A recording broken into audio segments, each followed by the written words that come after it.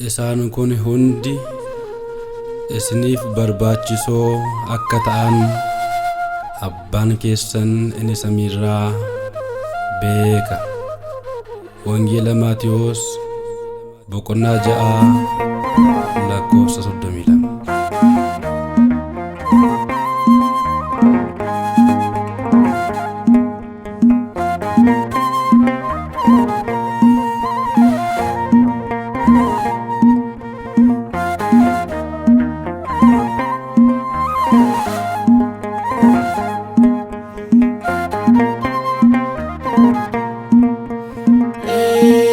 Jesus atabakia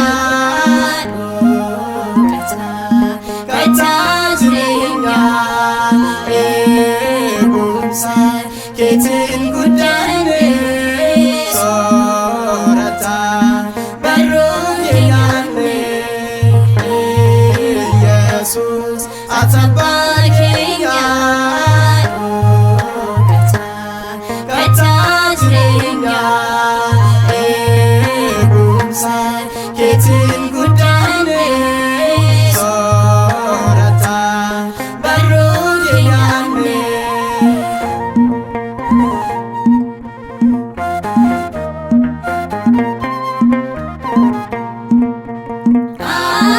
amala keenya dandeesse jaalalaan siif nu gaggeesse sindamari isa kalisa deemsi keenya si maddisa deemsi keenya si maddisa Jesus atabakia kata jireenya eegumsa keetiin guddanne soorata barruu yaanne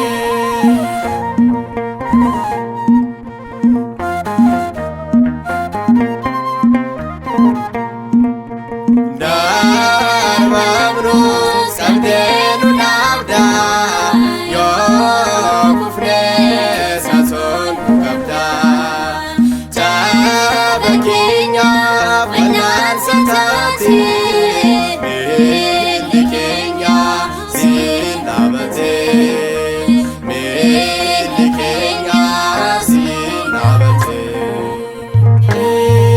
Jesus atabakia kata jireenya eegumsa keetiin guddanne soorata barruu yaanne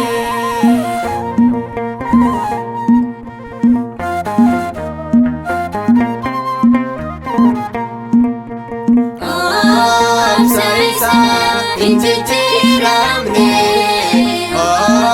ogummaa sirraa baranne waa'ee kee yoo dhugaa baanu noomuu kee nuti shakkinu noomuu kee nuti shakkinu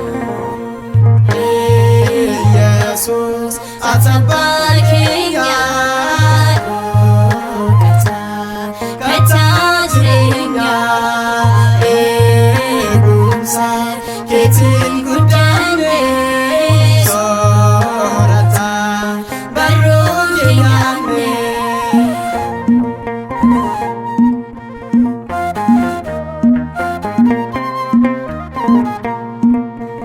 akka kee maaltu baate oolmaan kee nurra baay'ate aarataanus nuti jibbamne abbaa kee tasaan arganne abbaa kee tasaan arganne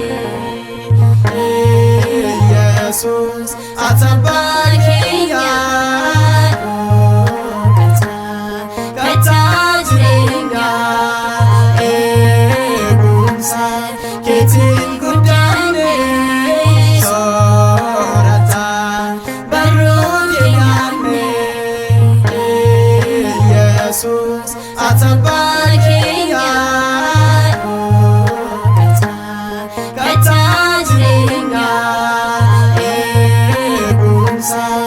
keetiin guddanne soorata barruu keenyaanne.